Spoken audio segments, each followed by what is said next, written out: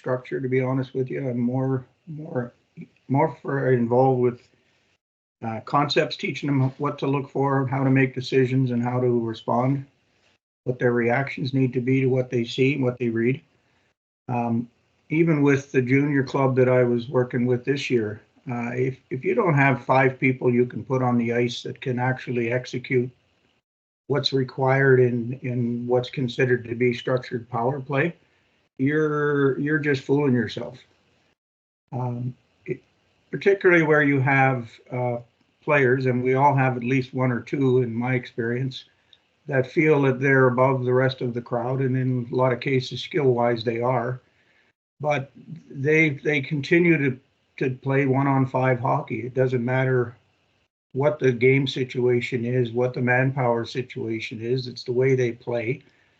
So on a power play, on an entry, they'll try to go to the net first and foremost, whether it's the best thing to do, the right thing to do, whether there's an opportunity to do it.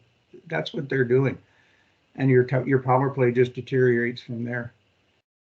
And I haven't seen any change or any difference in that at any age group.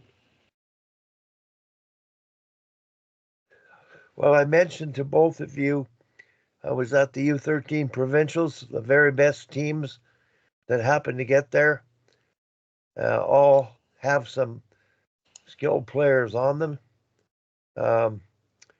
And the team I was working with played a very good team that put their best players out on the penalty kill. And they scored their goals shorthanded. They didn't get anything 5-on-5. And that game, that's where it struck me. Not everybody rolls the line and matches up at that age. And if the very best of one team go out and you put out your penalty kill, which may be rolling them, there's a disadvantage. And so I just don't know what to do. How do you convince U13 coaches and parents that structure is not as important as we think? I'm not sure you can convince them of that. We're in a minority as far as our thinking is concerned. The people that are observing, particularly parents, they only see what they see most of, which is pro hockey, which is an entirely different animal to, in my opinion, to what we're dealing with right up until that level. They just, you're trying to convert the whole community when you're the only one that feels that has the same philosophy you have. Whether that's right or wrong doesn't matter to them. It's what they expect to see, what they think is right, what they believe works based on their experience and observation. It's a big uphill battle for certain, whether you or I or any individual coach feels that he wants to carry that battle, or just succumb to what they want and take it the way it turns out.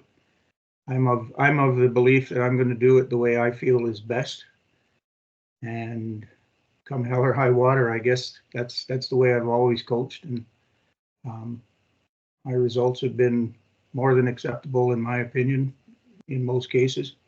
And I believe that I've helped players move forward to get into scenarios where that actually matters. They now know how to think the game and how to respond to situations that are out there, and it makes them more valuable and more marketable from their own point of view of putting themselves in ever better situations. Tom, you've coached last year U13, this year U15. Can you talk about your experience and segue it into this conversation? Well, I noticed a big difference between U13 and U15, like their capacity to comprehend even like flow drills that have more than one thing. It is at the U13, I thought it was they had a lot of trouble with that kind of stuff. Same thing with power play. So I know in the city championship last year, we lost 3-2 in a game we dominated, and 2 of their goals were shorthanded. That we, you're on the power play, and it doesn't seem like they defend as hard as when they do, 5-on-5 or whatever. So same as, like happened this year to the team, they got 2 shorthanded goals scored on them. So I think at U15, you can start to do a lot more structure, unless you have elite players. I remember having a really elite group 20 years ago, 15 years ago, and I could do anything with those kids because they were, a couple of them ended up in the NHL and one won a Hobie Baker, and I could do the same thing as we were doing at university. So, it depends on the skill of the player, but I think U15, you can just do so much more. So. Tom, can I ask, on your U15 team this year, did you have a number of players from your U13 team from the year previous? Not very many, and that's another thing I found amazing. Yeah. The difference between a 13 and 14-year-old girl is like night and day. I thought, because we were the best team as far as girls went last year, and it was like night and day between them in the tryouts. It just seemed that year of growth is huge. We only had 2 players from last year's team, on our team, and yeah, and I think that's why, like, Alberta has grade 7, 8, 9 junior high, but most places high school starts in grade 9, and I think that's been seen over the years that a grade 9 is, a different animal than a grade 7 and 8. Well, the reason I asked that question is my observation over the years is that as much as you struggle with a lot of the concepts and a lot of the teaching in year 1, if you've got that group in year 2, when they hit the ice in year 2, they're a different animal than what they were even at the end of year 1. And my theory is that what their most recent experience has been is what they are now drawing on, even though they're not recognizing what their start level is. They just pick it up from there. Over the summer, it all kinds of sinks in. This is terribly unscientific, obviously, but Yeah. It has actually worked. And in minor hockey, community hockey, if you're in the same organization year after year, you tend to get to grow with a group of players, and that has been my observation. And It was the same when I went to AA and AAA. If you had a good contingent of players from the year previous, they brought a lot of stuff with them that they didn't even recognize and acknowledge in the first go round. They bring it into the second go around, and that's your start point. And the rest of the group seems to be able to pick up on it quicker because they have some real life examples in front of them. Yeah. And that's what the whole Finnish, their education system and their hockey development is based on. It's called looping. So what they do is like everything's club there. So in the club, the same coach will get them when they're really young and stay with them for about 4 years for that reason. Same thing in their school system. They keep the same teacher for 3 or 4 years because that teacher, they really try to individualize. And you can't individualize when it takes half a year to get to know them, right? Yeah. So that, like, it's really successful. And that happened with my son. He was really little. So he was playing the community hockey. And I had that group for, like, I was assistant coach a lot of years, and then Bantam and Midget, I had that same group. We won 3 provincials in 4 years. And we just played the game way better than everybody, just passing the puck, because I'd had these kids for, probably 75% of them year after year. Yeah. So my point is that if you're stressing the right things, and passing for me is one of the prime areas that needs to be stressed continuously at all levels. They're just going to absorb it, and it's going to carry forward with them, and they're going to magnify it in their own way, based on, as I said earlier, their most recent experience. And if you continue to build on that in years 3 and 4, obviously in year 5, you're going to have a pretty good group that can actually play the game as a group. Yeah, oh yeah, I totally agree with you. It's hard to start all over every time you go, I agree. you know. Even when I had quite a few of the last year's players as affiliates, and they took passes, you know, they took passes way better than other affiliates that didn't play for us the year before because we worked on it so much. You know, puck wasn't bouncing off their stick all the time and all that kind of stuff. Yeah. Yeah, Rick, so there's, you know, just so like go in this hockey I'm coaching, whether we are allowed to keep any players from last year, whether it's just a wide open draft again, you know, that it would be better that we're allowed to keep, you know, maybe even though I think we had 6. We had 1 goalie, 3 defensemen, 2 forwards. I think that were first years. Mm-hmm. And, you know, if we were allowed to keep them, then we could build on that for sure.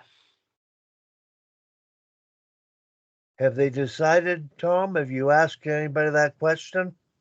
I have no idea. I don't think, I think it all depends if who's coaching. That's not kind of a conversation that they involve me in. Organizations tend to like to keep coaches in the dark. Yeah. In my experience, they go ahead and they devise programs and processes or whatever, however you want to term it, and then they just drop a coach into the middle of it and say, away you go. Which to me is not necessarily, well, there's no question, it's not the right way. Yeah. And that's why the club system is such a better way, because the people are all together for a long time, right? Yeah. I mean, your coach has the most direct and long-term contact and input and influence with the players. The idea that he or she doesn't get to be a part of designing the program, the curriculum that's going to be taught, and the makeup of the teams and how they're put together doesn't make any sense to me. Never Yeah. have. Yeah, some places they pick the team and then give it to the coach. Ours, Most cases, we draft the team. That's what happened last year, was drafted. But the year before, when I had the U13, they just gave me a team. I had nothing to do with it. yeah. So were you part of the drafting? Did you get to say I want player A or player B, or did Yeah, somebody yeah, speak? it was a draft. It was a snake draft. Okay. Well, that's preferable to the other option, for sure. Yeah, there was a new team. Now they have the same amount of teams, so I don't know how they're going to do it this year. That's a good point. To me, if you've got good coaches that are teaching for the most part in the right areas of the game, I think some continuity from season to season should be there. Oh yeah, for sure. It's nice to have people that know the your favorite drills too, because they can. Yeah, you're not at start over mode all the time. You can actually start building new layers of skill, new layers into them without having to go back to square one and start all over. Yeah. Oh, for sure.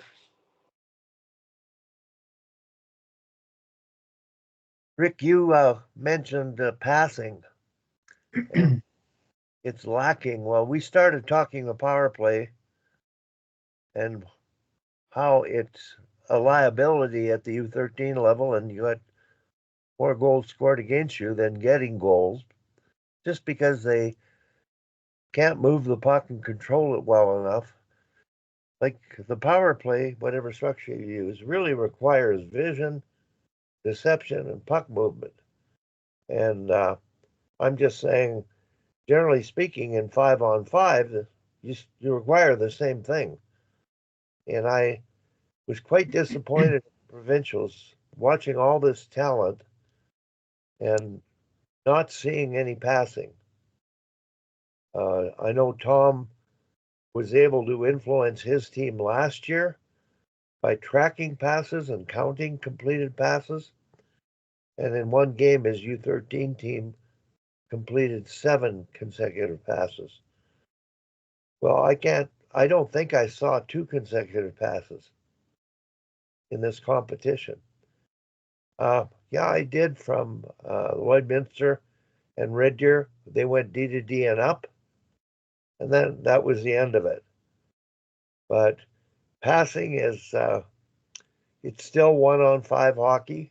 1-on-1 is, you know, one thing, but you end up playing against everyone, and that's why if you play proper defensively, you can have success at that age because they're not very good as a team in terms of sharing the puck and using one another. So, how do you teach passing, Rick and Tom? How do you get your team to take advantage of the pass? You want to go first, Tom, or? Oh, you go ahead. Well, in my case, Wally, what I've done, excuse me, I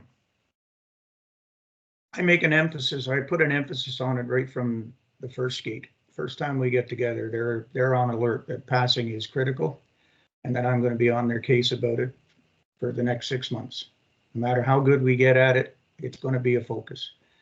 I usually run at least 1 or 2 specific passing drills in every practice and in every situation that we're working in. They're reminded what's important here, fellas. What do we need? And once they get the gist of it, passing comes up right away. We need good passing. Yes, that's the first and foremost. Otherwise, none of it works. We don't do one-on-one individual drills continuously. We work coordinatedly on drills. If you can't pass the puck, then none of this is going to make any difference. None of it's going to happen. None of it's going to work. And that's a real strong stress point that I put on everything. So if in a practice situation, if you miss a pass and you can complete the drill in a game mode where you can pick up that same puck along the way and find a way to make it work, in other words, to react off the situation of the moment as a game is, then you're allowed or permitted to complete that drill. If on the other hand, it's down the ice and out of play, just get out of the way. Get back in line, let the next group go. I make it important to them that there's only one puck in a game. There's only one puck in practice. You can't throw an extra puck into a teammate. You can't pick up a loose puck along the way. You have to play with the one that you started with, and you have to finish with that puck. And that emphasis over time, and it doesn't really take that much time, sinks in. And suddenly they're passing better because it's the only way they're going to get to the reward of the drill, which in most situations is a shot on goal and an opportunity to score a goal. And they all like to score goals, even in practice. At least they better. If they're players, they better, and they better have a goaltender who hates it because they're only both going to get better in that scenario. Tom? Well, I agree with everything Rick says. I think they have to have the technical skill to take a pass, and taking it on the back half of the stick, especially on a backhand, is really important. And we do a lot of passing drills with the technical to get it right. And then we play a lot of games. Like we'll start off the first. We might play game half zone game at each end, maybe 4-on-4. Usually about 16 skaters at practice. 4-on-4, 5-on-5, and the rule might be they have to make 3 passes before a goal counts, or everybody has to score before you can score a second goal, or 2 seconds with the puck. And then full ice, usually start that off as there has to be at least 1 pass made in each zone. And these are Johannes rules here, and it causes things to happen. It causes the puck carrier now to look around because they can't just go end to end the 1-on-5 hockey. And it causes the teammates to get open because the puck carrier needs you. And there's also there's a chance you're going to get the puck. There's some people I play with I don't bother breaking because I got to stop at the blue line and wait for him to carry the puck in. So, it causes things to happen. Then I'll go with a 3-second game. Can only have it, and I have a duck call. I blow if they break the rule. And if they don't pass within 3 seconds, the other team, duck call goes, the other team gets it. Then I go down to 2 seconds. And, so we do those kind of games a lot. And then we'll play a 2/3 ice with the nets at the top of the circles where the ringette line is here. And there'll be 2 jokers on each team behind each net. And 4-on-4, I'm going with 16, adjusted otherwise. And you have to regroup with a joker at either end before you can take a shot. So now, you're practicing your regroup, you're practicing passing and breaking for a pass. So, there are probably 20 different games we play for passing, but we keep track of the passes. So every player, I had one pair, that's unbelievable. She kept track of the passes. She kept every shot on net. She put the number down and circled the score and plus minus, plus she coached the team from the bench, from the start. So not the bench, from the stands. So she was doing the whole deal, but she'd take a photo of the big board at the end of each period and send it. I could see where our shots are coming from, where their shots are coming from, who's getting shots, stuff like this. And we range from making 80 passes in the game, and we play stop time games, and our high was 141 passes. But I counted the Flames one period last year.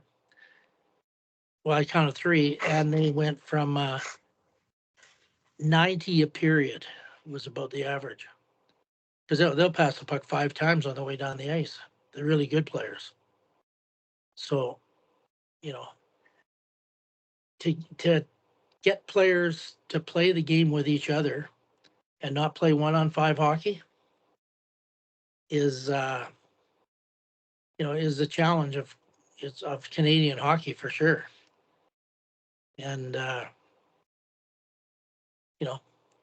so that's how we address it, whether it's right or not. I don't know. It seems to work.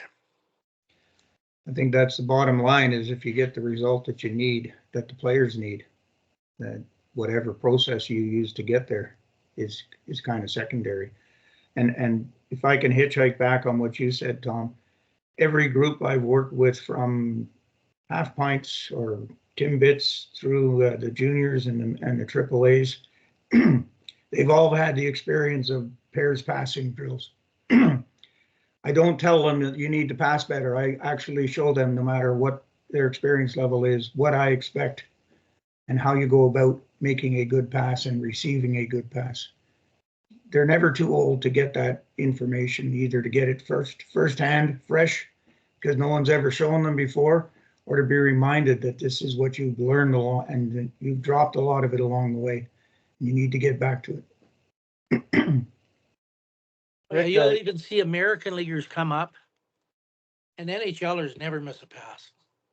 And you'll see American leaguers come up and hits their stick and bounces around and stuff. And the guy's open and they have to do that extra stick handle before they pass it. Yeah. And the really elite players, I play with especially one guy that played in the World Hockey on a line with Gordie Howe. And then played in the NHL for years and years. He never misses a pass, but he takes almost every pass with one hand. And he builds a wall so you can't get to the puck. And I said, Rico, how come you take it with one hand so much? He says, well, Gordie told me to. So I wasn't going to argue with him. But he never misses a pass, and passes in his feet and everything. I mean, it's amazing how NHL players can receive pucks. It's just amazing. Tom, I want to interrupt there because you talked earlier about the passing, and you got into jokers and having to make a pass to the joker and then get open. And Rick, you're talking about the teaching of passing and receiving.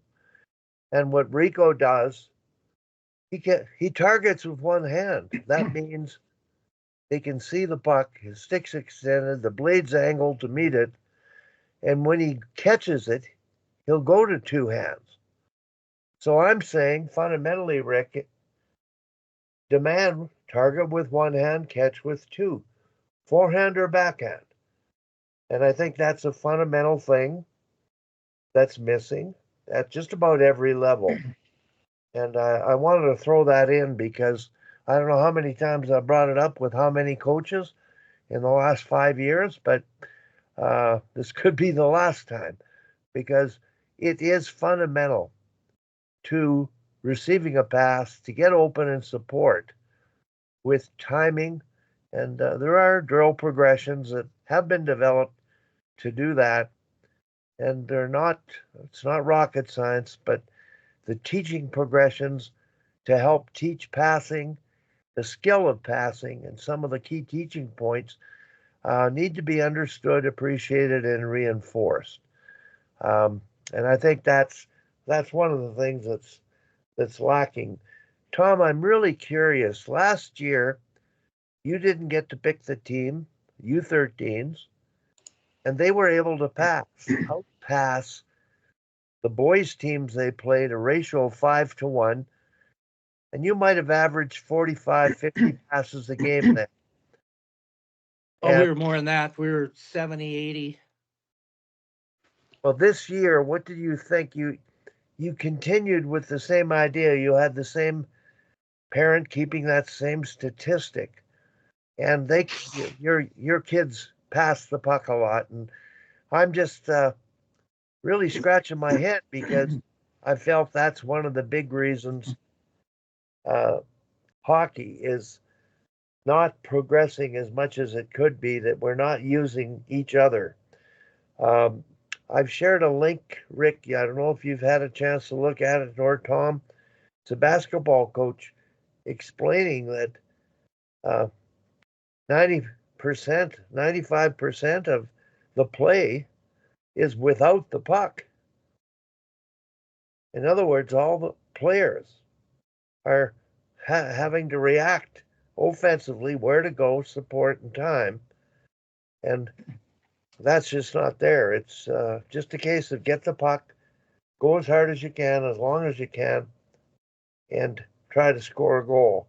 And the idea of a pass is sort of going to be when you've got pressure and you're going to run out of space and time. Yeah.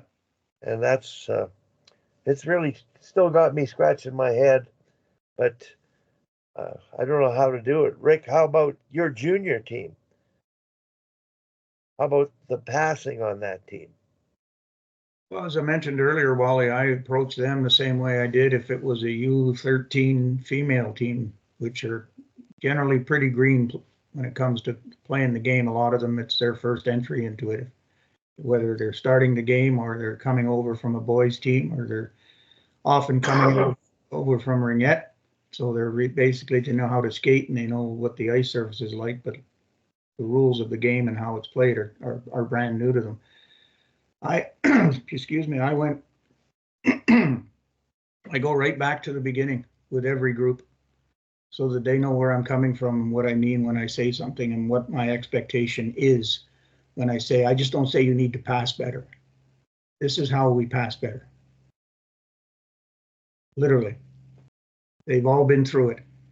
And I get looks, and I have other people on the ice and they go, "You're really doing this?" And I said, "Yeah, we're really doing this." And then when it's all over, they go, "Yeah, I guess that was worth doing," because a lot of times they don't know what it's all about, what to actually present to the players in that scenario where we're teaching you the proper techniques on how to pass. I think the fundamental of passing is your stick. You know how to hold it? Do you know how to grip the top hand and the bottom hand? And the idea of presenting the target, the idea of handling the puck before you pass. And have you guys done stationary passing with your players at your levels this year? That's exactly what I'm talking about, Wally. Stationary pass and pairs passing in straight line off the circle excuse me. I teach the handshake. So by that, I mean, if you're going to shake hands with somebody, you reach for it, you reach hands.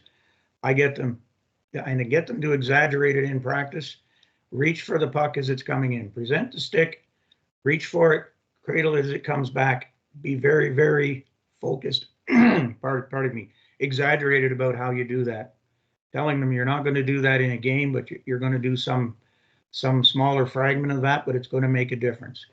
That you reach, control. You cannot pass something that you don't have control. So it's reach for it, or greet it as I call it, control it, and then move it. A lot of them are reaching out in front and trying to knock a pass that's not even arrived yet to a place that they really don't have any control of their stick nor the puck to get it to where it needs to go. And I also stress that they don't overhandle it.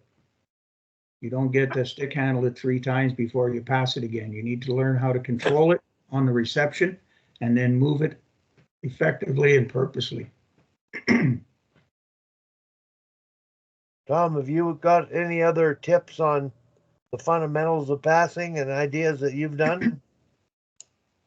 Well, very similar. You do partner passing, and to get the technique, it's really with the curved stick. Hard passes, people that take it in the front half of the puck, the curved stick, the puck starts bouncing around when they take it. And, you're a lot more solid taking the back half of your stick, especially on the backhand. And then passing rolling from the heel towards the front. So it's a nice flat pass. Yeah. And instead of, wobblers, because I think we tend to teach everything separately, and it shouldn't be separate. I mean, passing is just an extension of stick handling. You shouldn't be tipping off and going back and whacking the puck. It should be just part of the stick handling. Maybe a snap, but it's not a separate thing. Shooting's the same thing. Should be just an extension of what you're doing. And so that's what we try to work on, and have all kinds of things that challenges their skill.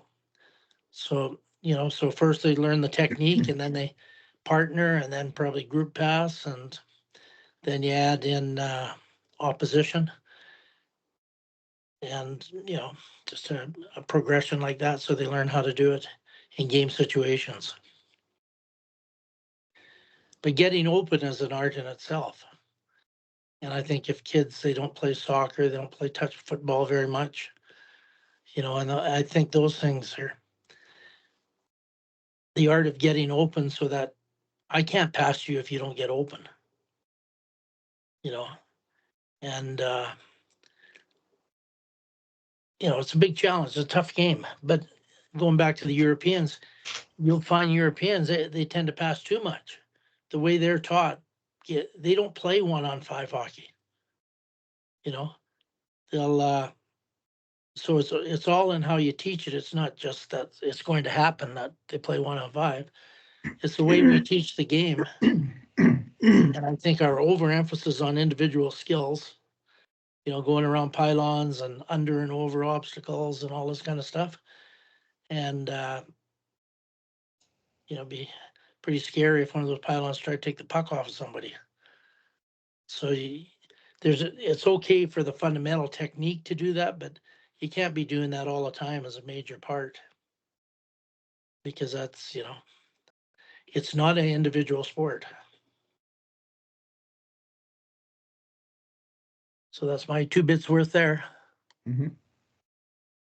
One of the things I find, you guys, is when coaches inherit a team at the next level up, everybody has a complaint that they should have learned that at the level below.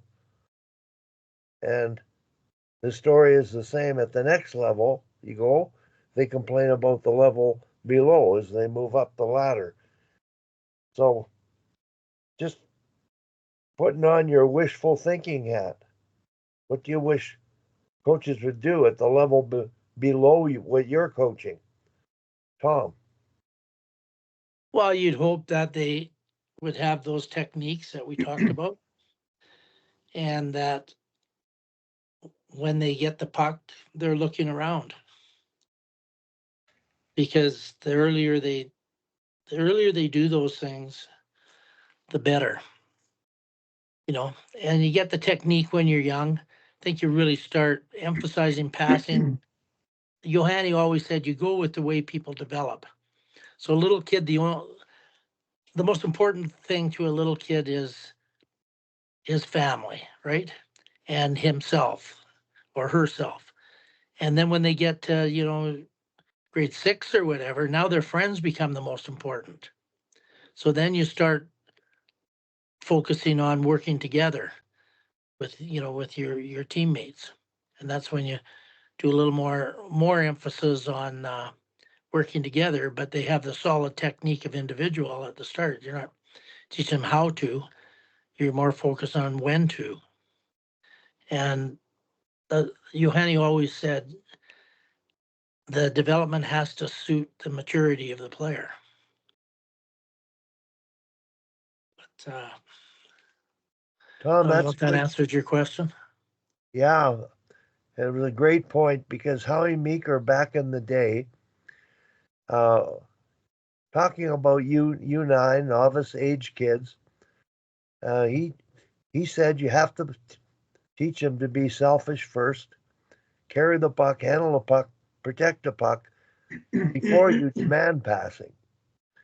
So there's that line of being able to carry a puck, get your eyes up, scan the ice, and trying to score, not pass, he feels is okay, just like Johanny said it, at the right level of maturity and development. And then after that, there's a point where they really need to see the ice. The receivers really need to know how to get open.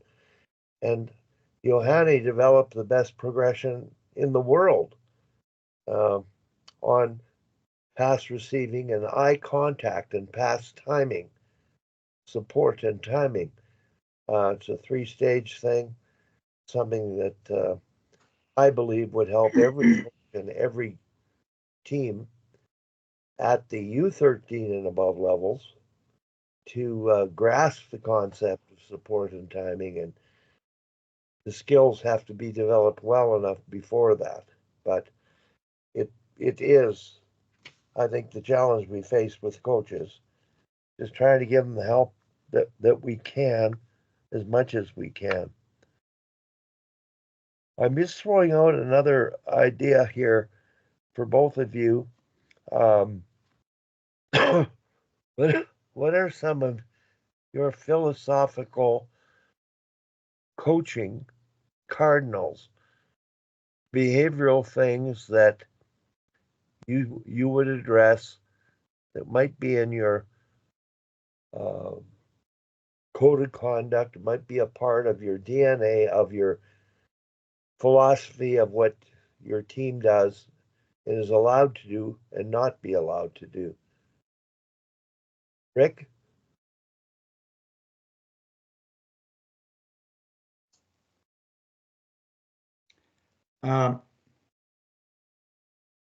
Not sure I understand the question. Well, there's a couple ways I could come at it. So, you talking on ice, off ice? I think on ice more, but also off ice. Like there's some obvious behavioral off ice things that aren't acceptable that are sort of common sense, and I don't need to get into that. But on the ice, there are some things that you address. Okay.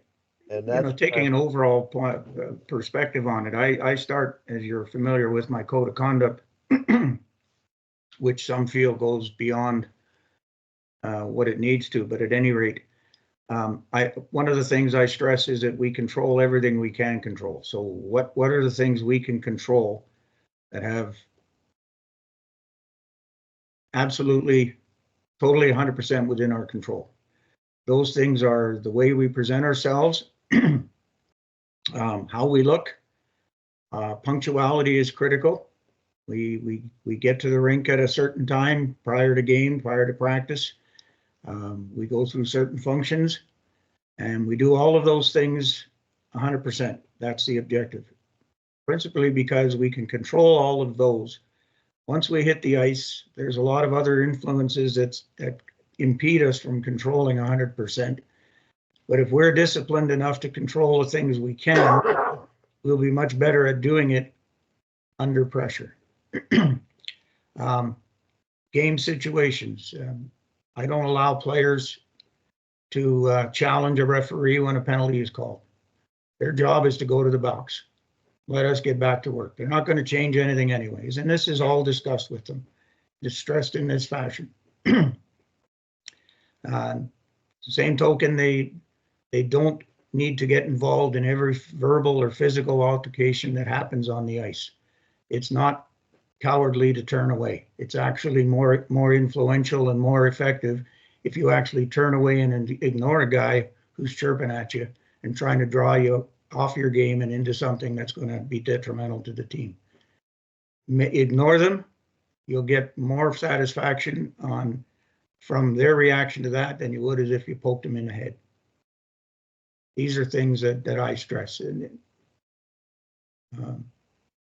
Players aren't entitled to go to a referee unless I ask them to. They don't get to complain. They just get to do their job. They don't get to chirp at each other. It's my job to coach the players, not your job. Do your job. I'll deal with the other guys that are on the ice with you. If you're not doing yours, you have no place telling somebody else how to do theirs. To me, these are all just common sense things, Wally. Always have been. Always have been part of the teams that I've coached right from almost day one. I learned that it was easier to stop fires than to put them out. When I say stop fires, I mean don't allow them to start. What about shift length? Falls under the same thing. I run a couple of exercises in practice. I call it the 45-second drill, and I'll use a stopwatch on it. And I'll put 5 players on the ice, and the rest are on the bench. And it's up and down the ice. It's like a bag skate for 45 seconds. I blow the whistle. Those 5 come off, the next 5 come on. And we do that for 4 or 5 minutes. And then I tell them, that's how you should feel at the end of every shift. If you don't feel that at the end of your shift, and you feel you're not tired, so you can stay out there longer, this is your benchmark. And I will sit players for lengthy shifts. They get away with it maybe once. The first time, they'll be warned. Second time, they'll be parked. They'll be put back in, but they'll know why they were parked. And then it's easy from there to reference that. And I don't care if it's Connor McDavid or Cody Ceci. Just pick 2 names at the top and bottom end of a roster. I actually prefer it to be one of your top end players because that message is delivered much more forcefully than it is if it's a player that's near the bottom of your roster. If you'll take your best player off the ice to make sure that they're disciplined properly, then everybody knows you'll do it to them too. It's a very quick way of getting a message across. What about, I know Al Andrews with his novice players whole ice back in his day, he demanded head manning the puck. If somebody's open ahead of you, they're going at speed, you don't want them to slow up and stop at the blue line while the puck carrier carries it across when you're open.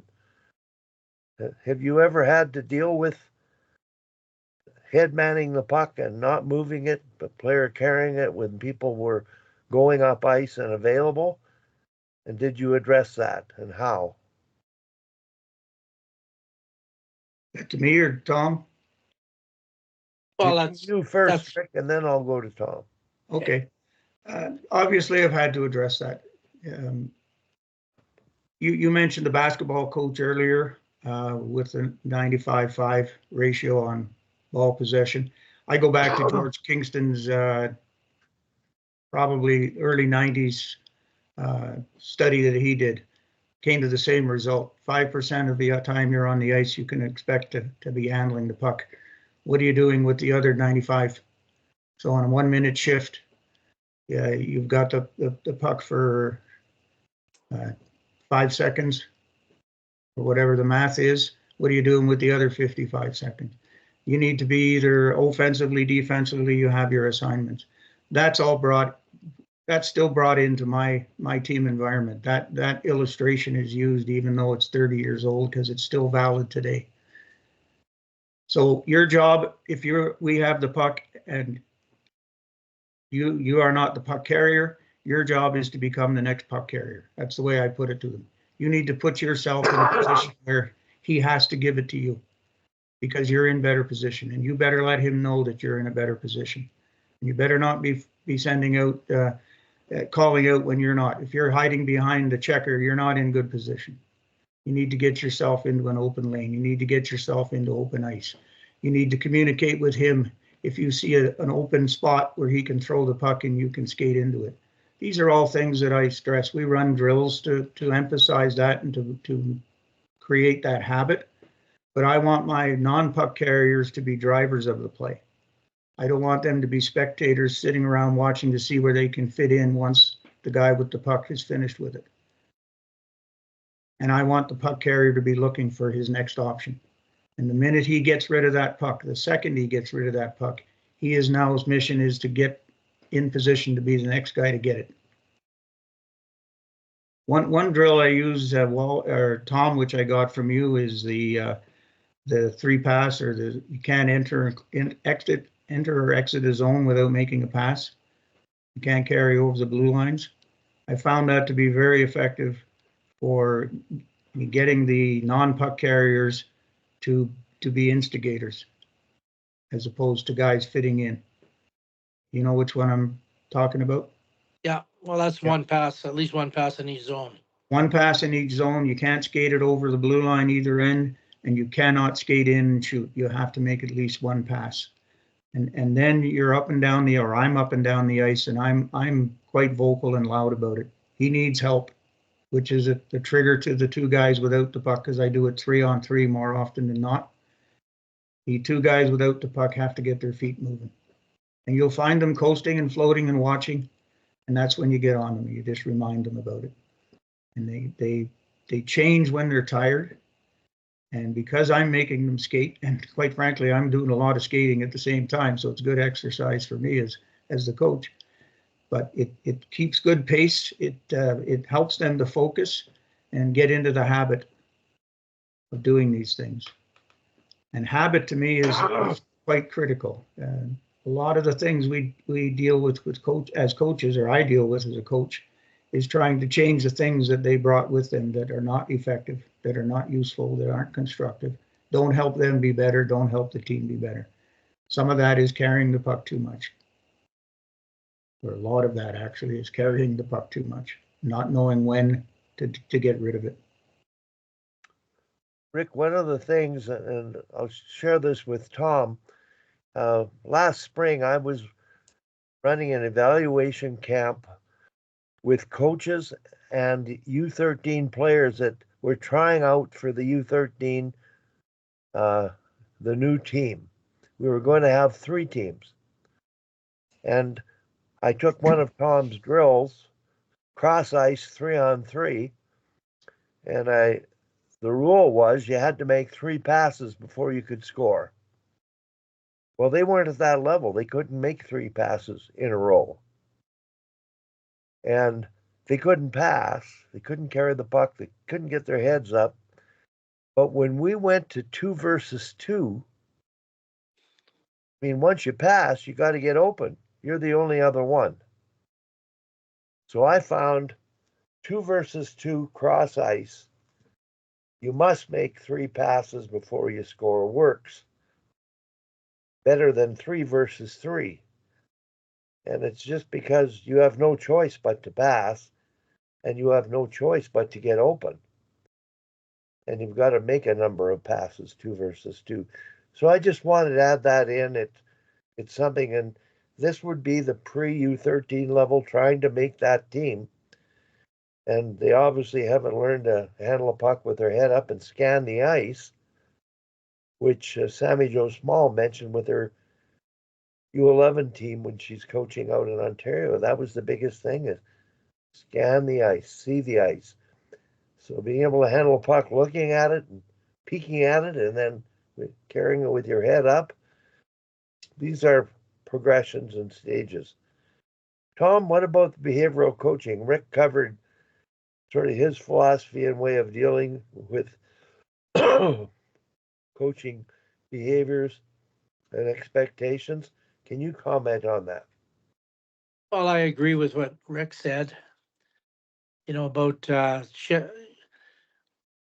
shift length is really, really important. And I know early in the year, I didn't play a few players the start of the game. Because I talked to them about, the game before, they were resting on the ice. And they were very, very upset. But anyway, that kind of set the tone. So shift length, moving the puck is always the universal problem, because that's the way we play the game in this country, is just hang on to it forever. And so keep doing things in practice and talking to them individually, and this kind of thing, and dealing with that. And we really improved in that. We I had one player that never passed the puck, and she was making first or second in the team amount of passes, of anybody in the team. She stopped carrying the puck in our end all the time, and still wasn't perfect, but she certainly was a very, very skilled player. And and that's the job of the coach, is to make them better all the time, right? So yeah, pretty consistent with what Rick said. Is just you're the coach. They don't yip at the teammates on the bench. And I'm the only one allowed to talk to the ref if I think people are starting to get hurt, because, the other team's getting crazy, which happens sometime. I don't want my assistant coaches yipping at the ref. I don't want the players yipping at the ref. And I hardly ever talk to them. But if it's really out of, say we get 5 penalties in a row and both teams are doing the same thing, then, I'll send my captains to talk to them, but I'll say something if it gets carried away. And yeah, so pretty consistent with what Rick says. Every team is different, right? And it depends on the leadership of your team. So you just kind of play it by ear, but you have those principles, and it's best to have a team covenant that the players agree with what's important, and then you can always refer back to your covenant. We did that thing that Wally, you did with the parents this year, was similar, and so yeah, basically the same as Rick said. Question for both of you. Rick, your team this year, did you reach the point of having to sit a player a shift or more than one shift? Did I reach the point where I had to do that? Yes. Oh yeah. That's normal, Wally, in my opinion. Yeah. It means there's always somebody's going to push the envelope to see just how far they can push it. Yeah. Before they get the reaction. I usually don't let them push too hard. I like to nip it real quick. So yeah, if you in the idea that the game is a game of mistakes, that's a statement that's made innumerable times. The object for me is not to be mistake free. It's a game of risk and reward. It's a game of evaluating the situation. We want them to read and react. We want them to have high IQ. We have to allow them to make mistakes, because failure, in my opinion, is the best teacher. So I tell players all the time, I don't mind if you make mistakes. If you're not making any mistakes, you're just not trying hard enough. I need you to be risking at times. within reason. Just don't make the same mistake over and over. If you're not learning the lesson, I'll be right there to help you reinforce that lesson that you missed. But don't play safe, don't play cautious, don't play trying to avoid making a decision, try to avoid making a play, try to be safe making a play. Sometimes you just got to go for it. So I give them that freedom. And then when they do it, I point it out. If I can catch it, I'll point it out to them, and I'm not shy about it.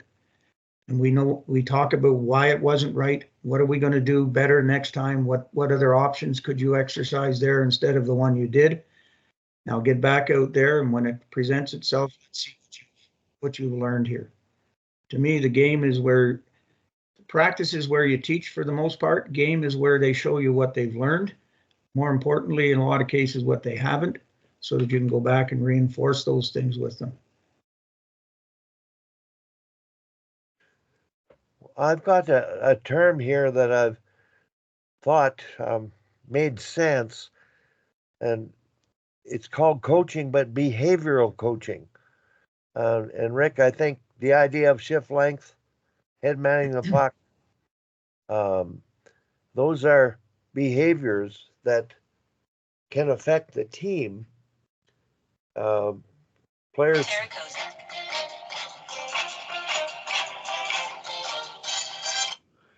staying out too long, that can be disruptive. And in some cases, a lot of that is, I've watched midget AAA boys where players stayed out too long and they were usually the best players and they beat the referee and nobody talked to them. Nobody on the bench. This appears to be what's happening. The inconsistent way of dealing with all your players in a fashion where behaviors, there's a line in the sand of what's acceptable and isn't. And I try to be objective about that and advocate speaking to the parents and coaches about the behaviors that are going to be addressed, and the steps that they're going to be addressed with is conversation. And second time, it would be sit a shift, and third time, a period. And the player explains what happened to their parent. And this was back in the days of coaching midget AA and AAA hockey. So the consistency of it is a bit of a problem. Overall, watching behaviors in the female side here, they've been pretty darn good. Tom made the point of the teams getting a little carried away and too aggressive. Boy, at the U13 level, they were body checking. There were injuries. As ambulances came to the rink.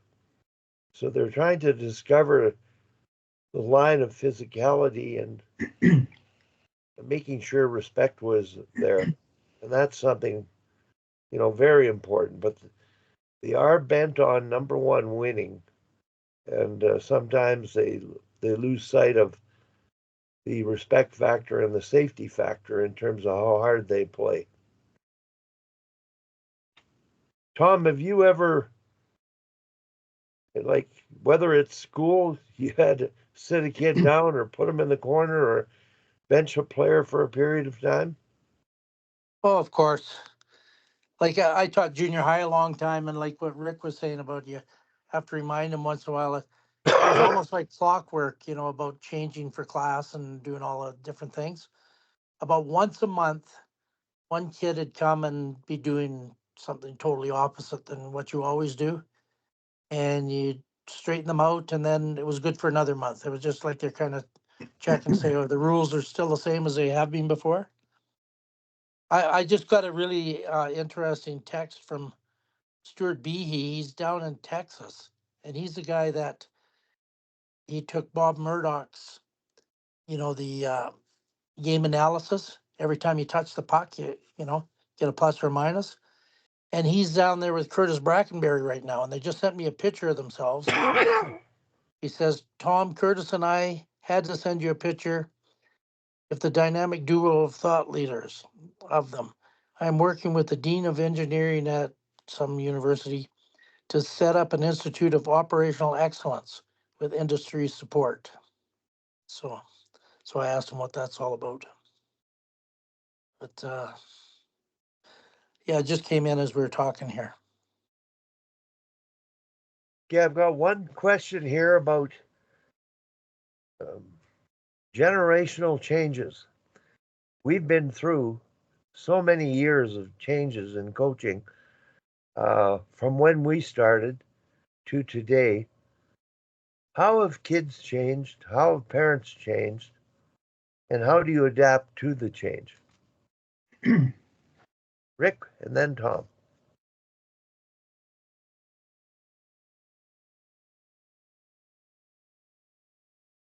You know,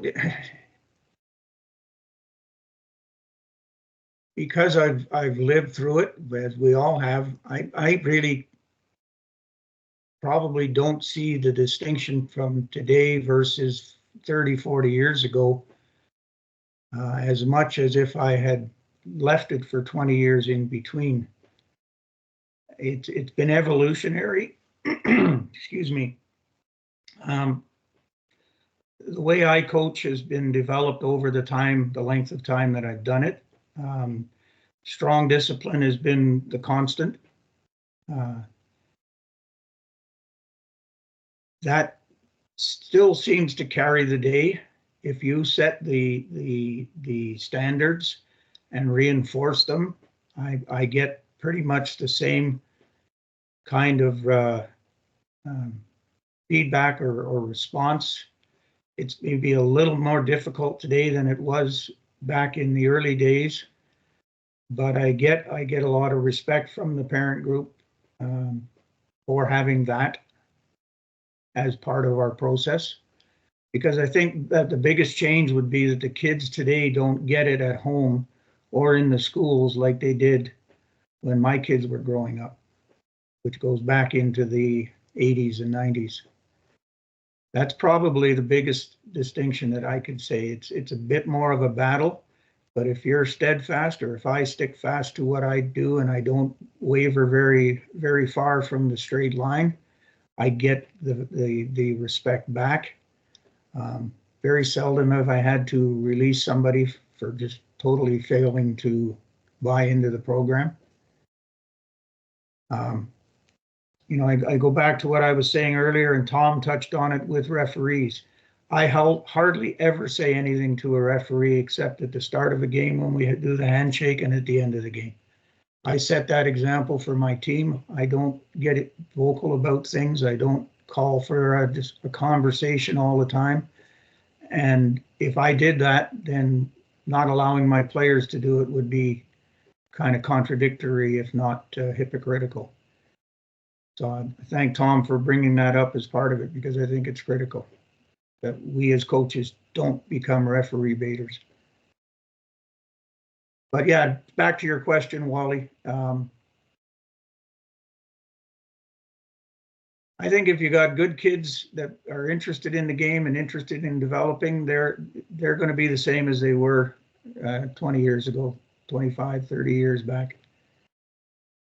They just don't bring the same home discipline, school discipline into the rink that I saw back in the early days. But once they get the idea that applies, they'll comply. And in a lot of cases, I've found, or at least observed, they actually welcome it because it simplifies their lives. They don't have to make a lot of complex decisions. Somebody's presenting the black and white to them, so all they got to do is follow the program.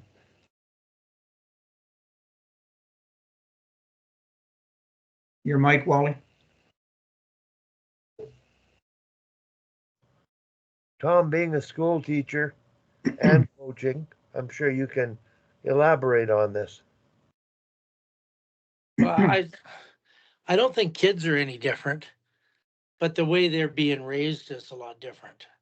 I mean, just take when I was a kid, if I was throwing a temper tantrum in the grocery store, and if mom didn't pick me up and give me a few good whacks on the rear end, all the other people around would be saying, what a terrible parent. Now, if you do it, there'll be 50 cell phones out. They'll be calling the police on you. So, it's all different. We used to have a fight in the playground, and the teacher would come out and say, okay, boys, stop it. That's enough. And now shake hands, make friends. You do that, it was gone. Now they'll call the police, and the parents come in and the whole ball of wax, right? So all of this kind of stuff has really, really changed. But like Rick says, if you make things clear, and that's what I try to do, you make things really clear. They know what black and white is. It's when you dance along the gray all the time, and your stars never, like Rick said before, your stars can do all this kind of stuff that the other players can't. And then you have trouble. But I think the parents are more lawnmower parents. They want to get every obstacle out of their kids' way, and they'll tend to say a lot more, and they're given a lot more invitations to give their opinions about things. I don't remember a long time ago that they really asked parents for a lot of input. So that kind of changes, how much input other people have. But yeah, it's just the parenting is really, really different than it used to be. And now, like I drive by, we have such fantastic recreational facilities now compared to when I grew up in Calgary. And I drive after park after park after park. There's nobody there. I haven't seen a scrub baseball game in years, and touch football. That kids just do it. Everything has to have an adult that organizes it. The only thing I see that's kind of random is I have a shinny rink down 2 blocks from me, an outdoor rink, and the kids go there without any adults and they play, but they don't play shinny anymore. They scrimmage and they play in lines. So, I learned to stick handle with 25 guys playing in the same game. Yep. And now it's 5-on-5. They said, well, it's too many to have 8-on-8. I would say, well, then you have to be a better stick handler. But very seldom will they just play shinny. Everything, because I think they learn everything with coaches around. So, they don't do that. And that's not their fault. I mean, the parents won't let them go to the park by themselves. They're so terrified. And there was weirdos around when I was a kid. But I always wondered why we weren't allowed to wear bathing suits when I learned to swim at the YMCA. So I think there's a few weirdos there. So I had the same experience. did you? Yeah, that was a different one. So yeah, so I think that kind of, there've been people around all the time, but yeah, the people are so terrified, and I think it's because everything that ever happens, something happens down in the tip of the USA, and you hear it on the news, and you think it just happened in your neighborhood. So and also they emptied the mental hospitals and expect the people to get their own meds. Well, they can't. And I mean, I was in Victoria the other day, and I'm sitting in Tim Hortons looking out the window, and there's a guy there, and he's bent over and he's trying to pick up stuff off the sidewalk, and he's doing, and there's no way this guy could fend for himself. I don't know what in the world. And so they just emptied the hospitals, and a lot of places they gave them tickets to warmer climates so they didn't feel so guilty. But it seems like I live 2 blocks from a bottle depot, and the stuff that happens, like they're taking this pill now, some kind of a horse drug or something, and you see them bent over. And, so those are the kind of problems that we really didn't see when I was a kid, because, the people were institutionalized. So the homelessness and, in front of this church in Victoria was a tent city, and the homeless people are living in tents on the sidewalk outside the front of the church. So we didn't see a lot of that kind of stuff when I was a kid, but, that's the way society is now. So, but I think having clear expectations and it's out there and you deal with the kid. I think that always is something that works, right, Rick? And I agree. Over the years, not so much with older kids now, but back in the 80s and 90s in particular, at the end of every season, I would have at least one and probably more than one parent come to me with comment along the lines of, "Any chance you'd want to keep little Johnny for the summer?" And my reaction was, "Well, why would you say that?" And they said, "Well, he's so good for you. How do you do it?" My answer is, it's not that hard. But the parents in that era wouldn't do it. And the parents of that area raising the kids that didn't get that kind of positive direction, to put a positive slant on it, that discipline, those are a lot of the people that are coaching now, or they're prodigies of the people that grew up in that area. They don't know what you and I know, or between the three of us from our era, what discipline's all about, what being a responsible citizen's all about, to put it that way. They just rant and rave for what they want in the moment, and most parents nowadays just give it to them. Same as your analogy, Tom, of the kid throwing a temper tantrum in the grocery store. What's the reaction of the parent? What do you want? What can I give you to shut you up? And that's what they do. The kids learn. They get into that habit that if I make enough fuss about it, I'll get what I want eventually. We wouldn't have embarrassed ourselves as kids in those days to do that. That would have been an embarrassment for us as kids, at least where I grew up. Yeah. Yeah. And, we can't do anything about that, but, No, I don't think the kids are different. It just, I would how agree. they're raised is different. Yeah, I think that, as I mentioned earlier, my understanding that I take away from it is that if you give them some positive information, some guidelines that you hold them to, you will simplify their lives, and the majority of them actually welcome it because it simplifies things for them. They won't get into trouble trying to figure out, can I do this? Should I do that? It's pretty clear. No, you can't do that. When you're with me, you just don't get away with that stuff. And hopefully enough of that carries away from the rink that it makes them a better person in the broader world than just in the hockey environment. Yeah, and it transfers to their work life. You can't go to Exactly. work and just do whatever No. whatever. And it's not fair to the kids to raise them like that, because, it's not going to work in their adult life. You know what I see with my kids. One of them is ultra competitive, still is, but he always hated everybody on the other team, particularly the better players. It's just, I hate that guy. I said, well, there's a good chance if you both keep playing that you're going to be teammates at some point. So you might just want to temper that a little bit. And true to life, it happened. He ended up playing with a lot of these kids that he so-called hated. But where I'm going with this is that I found that if the boys introduce themselves and they become known as hockey players, it opens doors for them.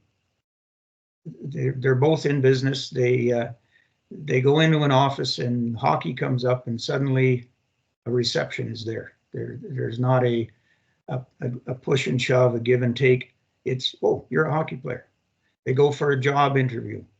If it comes out that you play hockey, to get into the hockey discussion, and suddenly you move up the list ranking because they know where you come from. They know what you bring with you, and it comes back to the sport. I found that, like, coaching college and university, like there'd be companies that would come and they'd want to talk to the players because they say we like Yeah.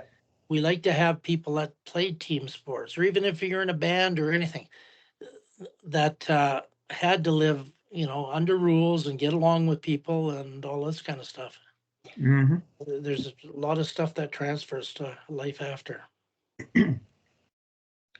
Yeah, so a lot of what we're teaching, a lot of the structures of the game, and not to confuse that with power play or any other kind of go here, go there, stand here, do that.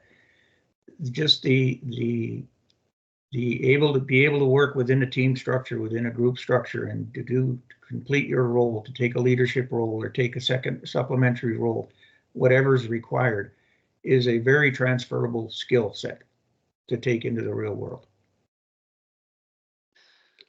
Oh, for Guys, I'm sure. listening to you talk, and I'm thinking, Tom, of our girls' hockey, and I don't know that I've seen any bad behaviors, the kind that we sort of talked about with the players.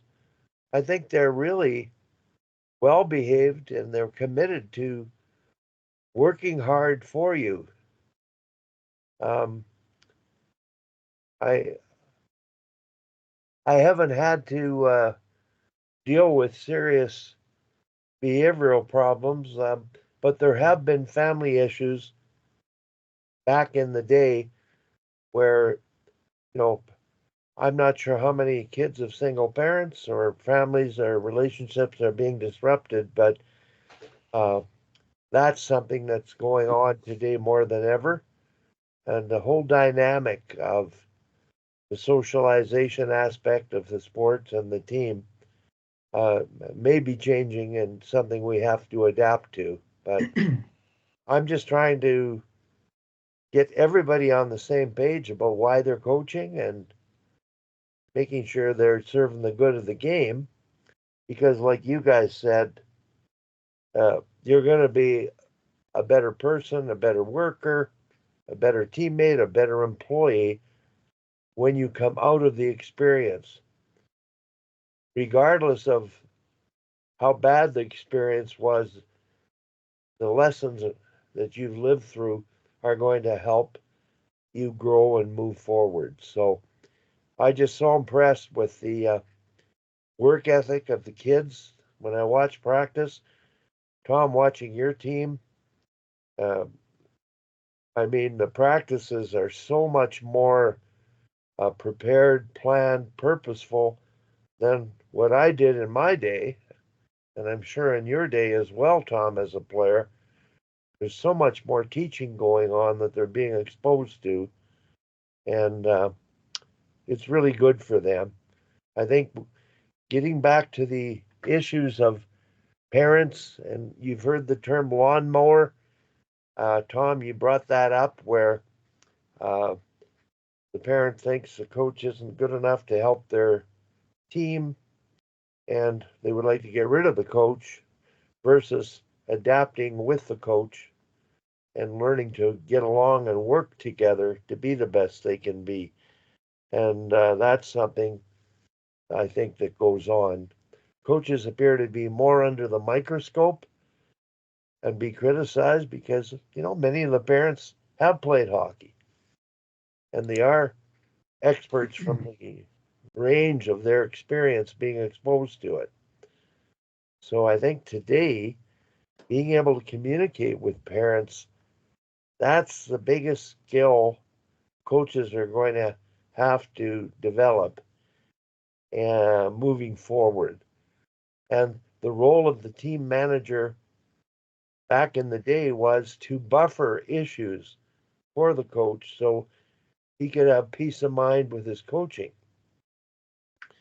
I think the communication piece, I think parents have reached a point where they have to be included more.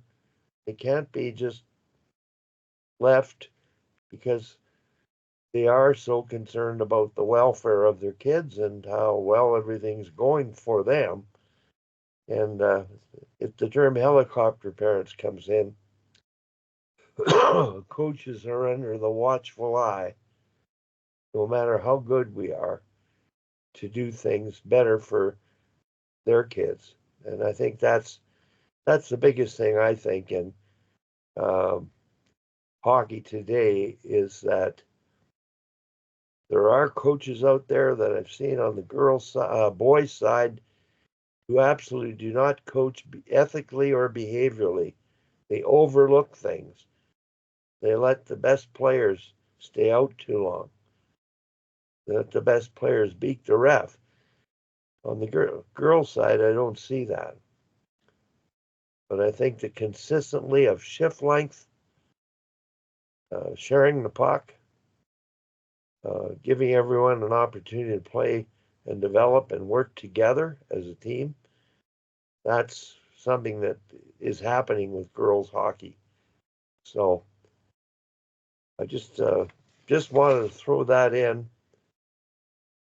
Is there anything else any of you have on your mind related to hockey in general and where it's going? And I'm thinking more of the girls' side. Rick, you had a brief experience in girls' hockey. I got to get going.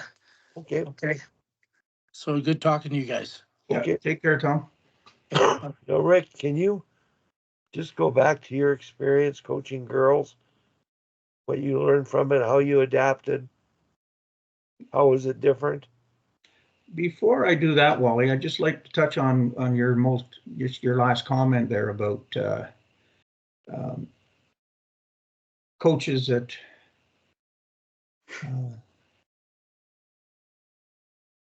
the modern coach it gets into a lot of grief with parents and so on.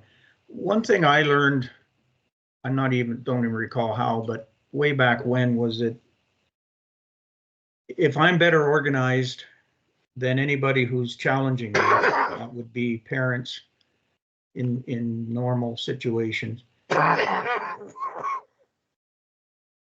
I'm better organized and I have a reason for doing whatever it is they're critical of, I'm in pretty good stead. And by that, I mean, I don't show up at the rink the last minute with no pre-written plan, no thought process gone into what's going to happen in the next hour, hour 15, hour and a half, whatever your ice slot is or your game slot. Everything is thought out. Everything has a purpose. Every decision has a reason behind it that I can explain quite readily, and therefore not be inclined to want to back away from, because I've made a commitment to it. I've made a conviction to it for reasons that I'm happy to explain in most cases. That takes you beyond and allows you to deal with most confrontations, to put a word on it, most challenges from parents. And I explained that to them right from the get-go in our first parent meeting, that whatever you see happening is very likely has a very specific reason behind it. And obviously you're not doing anything that's illegal or harmful. It's just, why are you playing this player with that player? Why is this guy playing or this girl playing center when she wants to be a defenseman or whatever? There's a reason behind it. Nothing is haphazard. That whole process to me has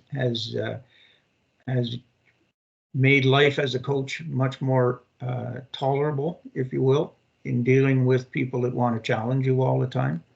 When they know that's the case, they're less inclined to get in your face over it, because it's an argument they can't win. They're unprepared for the fight when they come to see you.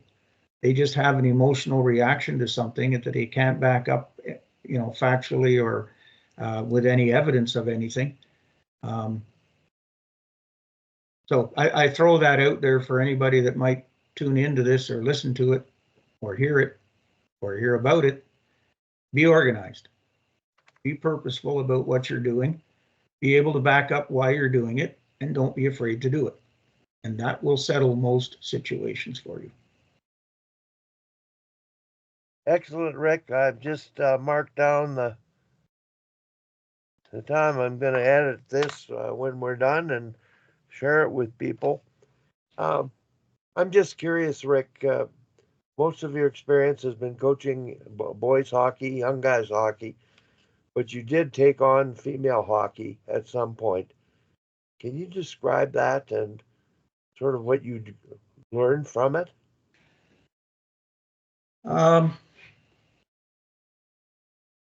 What I learned was that female hockey is not really that much different from male hockey. Hockey is hockey. People are people. I did have one dad tell me that I can't coach girls that way, and I said, "Well, I don't believe you. I'm going to find out one way or the other." And it turned out to be every bit as successful as coaching boys that way. The one big difference between girls and boys is that girls are far more receptive to instruction. And my reasoning for that is that they don't have a whole lot of history behind them in terms of the game.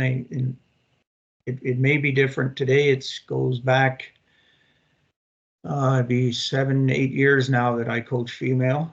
So it was a little newer to the environment in those days than it is now.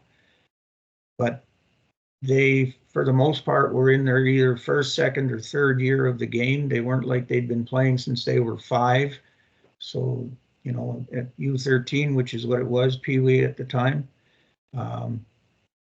they didn't have anything that they needed to change. They just wanted to know how to do things right.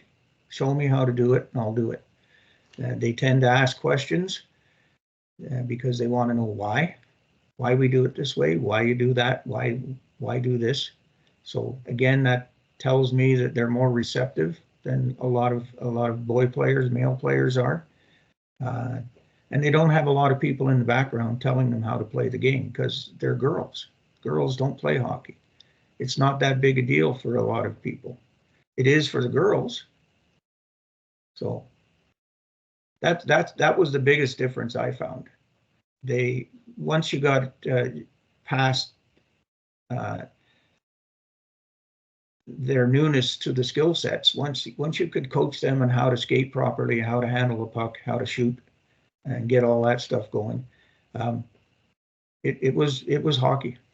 I found them very, very quick to develop, very quick to accept direction, and because it was new, it was the way they learned the game, so they deployed it much more readily into the game from practice than what boys would do. Boys would fall back to old habits in practice. Girls didn't have that many old habits, so they could only fall back to what you were teaching them. So progression was a little more rapid, in my opinion. Tim Bothwell had an expression that boys have to win to have fun, and girls have to have fun to win. Yeah, I've heard Tim say that. And I find that the girls, in generally, the emotional intelligence and sensitivity of respecting one another, caring for one another, I believe there's a bonding with the girls that may not be as prevalent in boys hockey. There's an independence and a competitive environment internally in boys hockey. And I don't know that it's the same in girls, although at the elite level, what happens, first year players come in, they have players that played that level the year before, and the perception is that, yes, they are more skilled, so they should play more and be the only ones playing special teams. And then you have affiliates coming up. And the use of affiliates, which you have to use at times because of injuries, have been such a headache because parents feel that it's taking away ice time from their players. That's the feedback I've gotten, the disapproval I've gotten. This past season? Yes. Yeah. That they would much rather play shorthanded and much rather, I even had a parent say, taking away practice time, although coaches need enough players to run a proper practice. And we have coaches who welcome affiliates to practice. And they know how to engage and involve all the players, and you can do more team play stuff. Mm-hmm. But it is sort of the issue that hasn't really been resolved with our association, and it's something that I think it's the idea of the organization as being a team, and affiliates are a part of each team, and the team isn't just the players and the coach; it includes the parents, and it's really interesting. Probably everybody in the executive has been a parent of a player, and they've moved on, and they carry and worry about the good of the game, and they hang in there to serve the needs of the sport. And I think that's the biggest thing of all. Just remember what we're doing it for. Um, it's a process, and there's an awful lot of learning to be had. So hopefully, the learning, not the winning, what you learn is going to be more important than the end result. So I'm not sure what else we can talk about, Rick, but it's been great having you on. And I'm really curious about the team you're working with this year, what you've learned this year. And it's a junior team, and you're going to come back and do it for another year. That's a major career decision for you.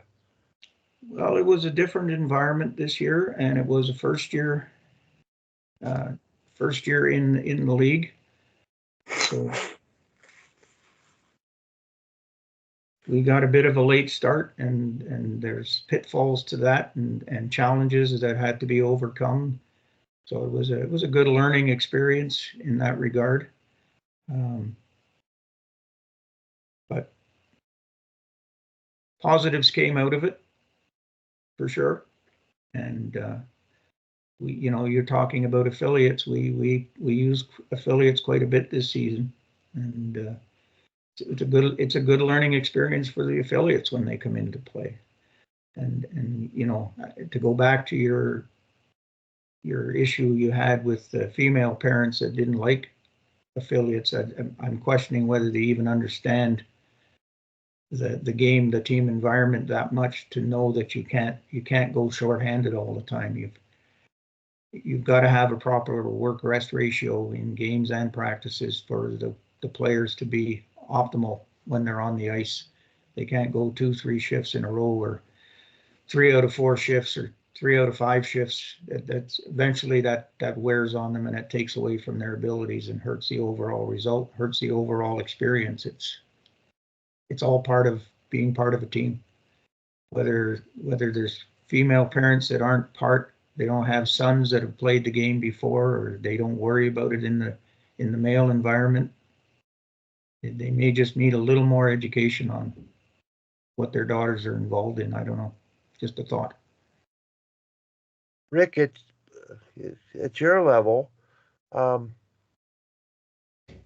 and it relates to the female hockey at the elite level, special teams. I've found that in elite boys hockey, AAA, it becomes two-line hockey. The best players play the power play and the penalty killer, and the other ones don't get to play those situations at the AA and at the AAA level. In minor hockey, at some of the highly competitive levels, the same is true. They're putting out their best players too often. And I witnessed this with an Atom 10 team. A friend of mine's son was playing on an Atom 10 team in a spring tournament. They were winning 5-1. They had 2 ringers on their team, 2 centers that they rolled 3 sets of wingers around. And they ran into a wrath of penalties, and his son never saw the ice for 15 minutes because, being up 5-1, they still played the penalty killers, 10-year-old boys. The best players played together, or one of them, for the entire sequence of penalties. And when I addressed it with an assistant coach who I happened to teach in high school that was on the bench. He brought it up with the head coach, and I considered it to be a cardinal issue of bench management, of developing young people, giving them an opportunity to experience all situations, not try to win the game, being a priority at that age. And I got a email the next day from the president telling me to mind my own business. And I told him it was my business, and if I ran into a rink, I would certainly approach him about it, because to me it's criminal. I'm wondering how you dealt with bench management and special teams and player development and trying to be successful. Well, I always didn't do it this way. It evolved into what I am today.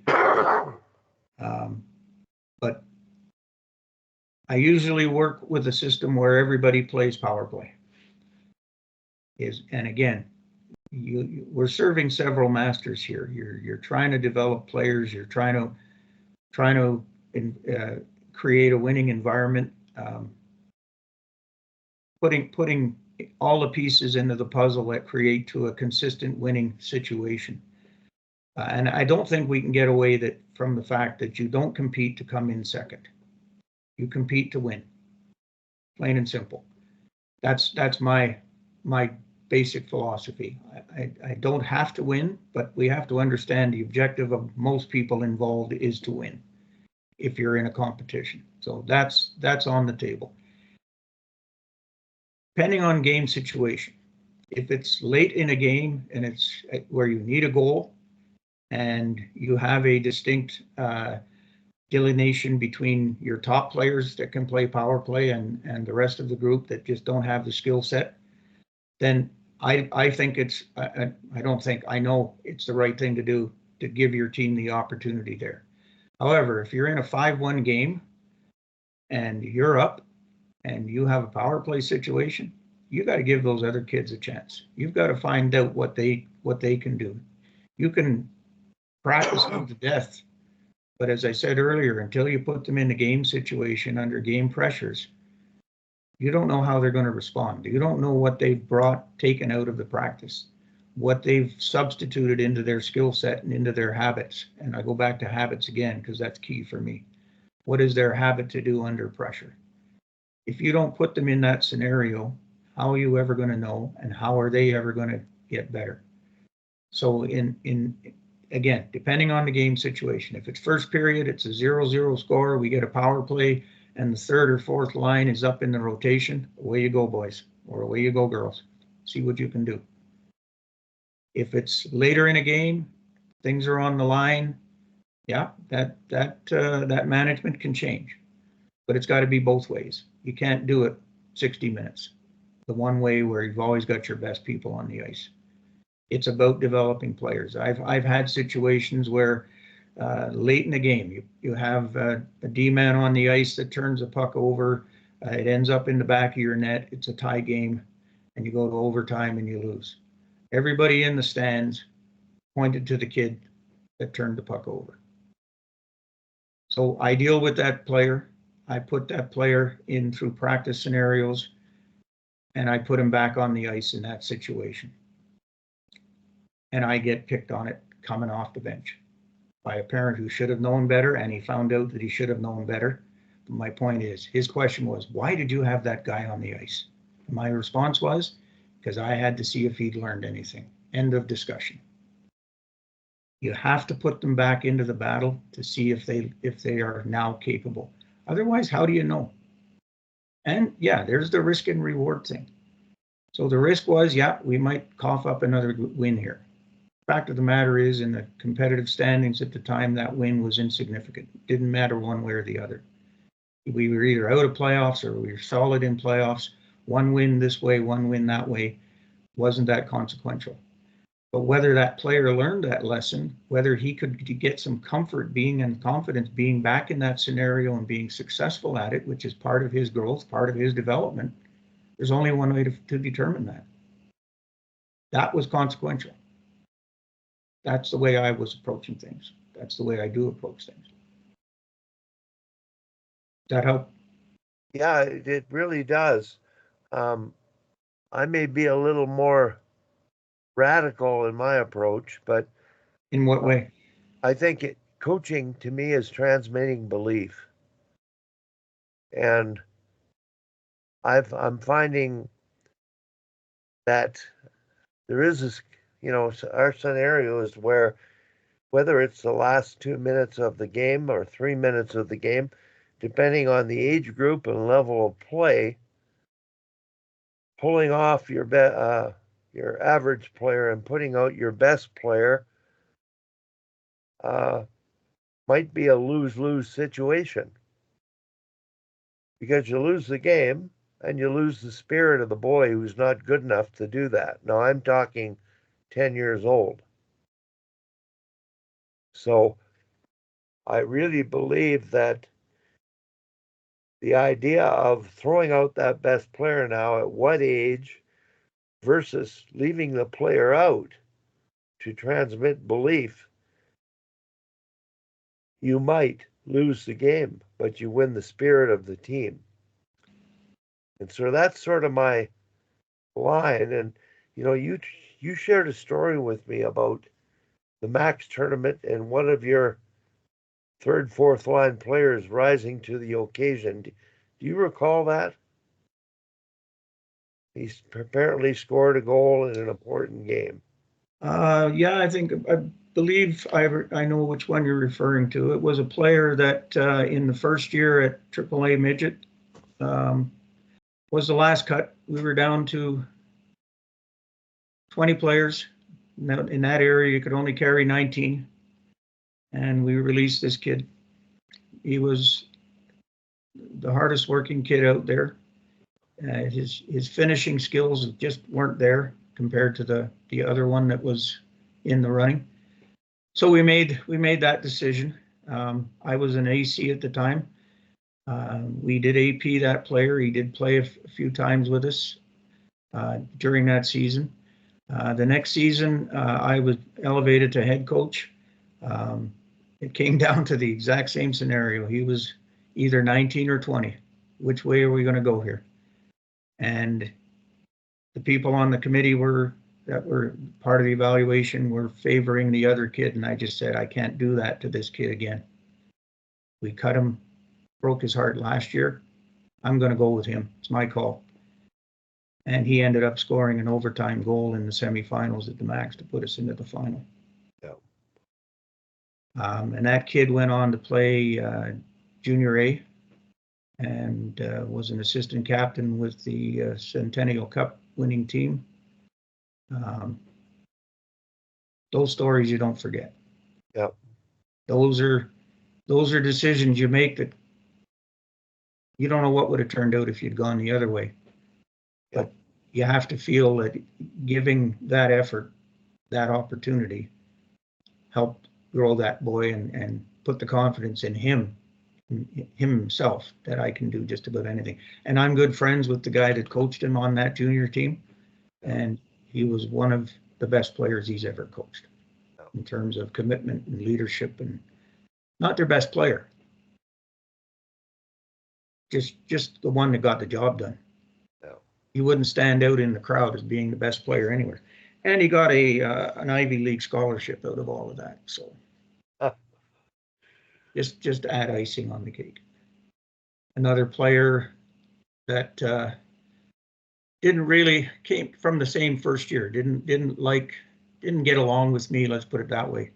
And he was very upfront about it. Give him credit for that.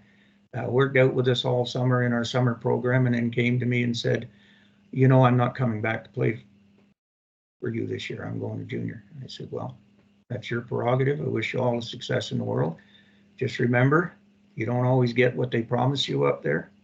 And if it's not to your liking, I know you can play here. I'll keep a spot as long as I can. And we kept in touch with his folks. They kept in touch with us. He was playing 7th and 8th defenseman through the exhibition schedule. And it got down to, I'm making my final cuts tonight. If he's going to make a change, I need to know.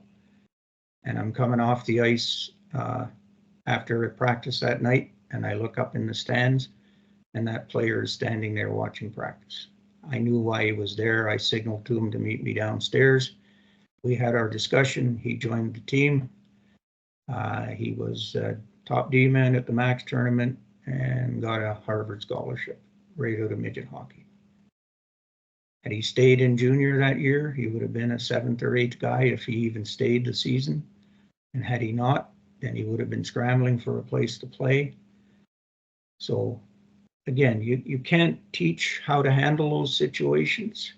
You can't manage those situations. You just need to make the right call when it's there, or to delay a call when it's necessary for good reason. Again, I go back to having a reason for doing things. Don't just say, I'm going to do this because I feel like it. No. You have to have a purpose for what you're doing. It has to be thought out, and it has to be explainable. Rick, how much of what you're talking about is coaching with your gut? I would say a lot of it. But again, what is coaching with your gut? What is making a good play on the ice? Do you make it with your eyes closed, or do you make it with your eyes wide open? And I'm going to suggest it's with your eyes wide open. The more information you have available to you that relates to this particular situation and decision that needs to be made, the better decision you're going to make. So you need to gather your facts. You need to have, in a lot of cases, it just comes with experience, in my opinion.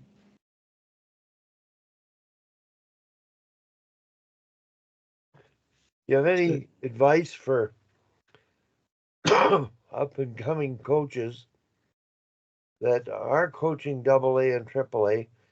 Now, they're not parent coaches in girls hockey Calgary, but they're really students of the game, and they're learning to plan practices, run practices, and create a chemistry of a team to perform well. Do you have any advice for those coaches who, they're still developing, but they've got to have some confidence in themselves to take on the positions and responsibilities they've had?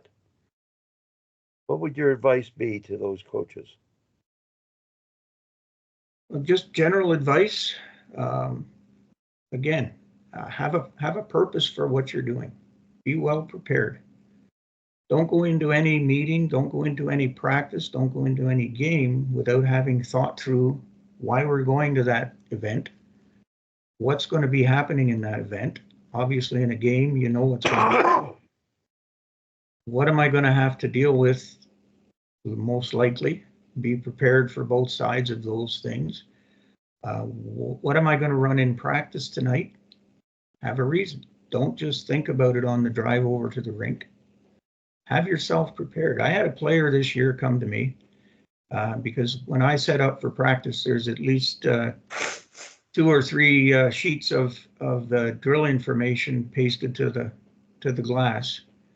And he come to me and he says, "Do you always organize your practices this way?" He says, "I've never seen anybody do this. This is a junior age player." I said, "Well, what are you used to?" He said, "Usually just comes and starts telling us what to do." And I said, "Well, some people can get away with that. I'm not necessarily one of them. I like to have it diagrammed. I like to have my reminders in front of me, and I like to have my options in front of me. I don't come to practice with 4 drills and this is what we're going to run. I come with 8. And depending on what's going on, I know what I want to run, but if it's not happening today, I have other things that I can go to, and I don't have to spend a lot of time thinking about it. It's right there in front of me. This is what I thought could happen, and I'm ready for it." Rick, you said I might have 8 drills.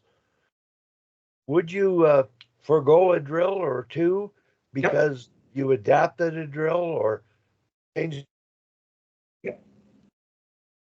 I would adapt it. Let's say that you allotted 5 minutes to do something, to accomplish something, and it just wasn't happening. I do one of two things. I'll abandon it, I'll let it go for now, or I'll stick with it till we get it right. I don't like to finish on failure. And I don't think it's healthy to do that for the players, to let them think that they can slough something off without putting a full effort into it. So yeah, I leave those contingencies available, and I have something else to do if we do an exercise and everybody gets it and the pace is good, and okay, they know they get the message today, let's move on. I've got something else in the wings that I can fill in that spot so we get the maximum benefit out of our ice time. You've frozen up on me there, Wally.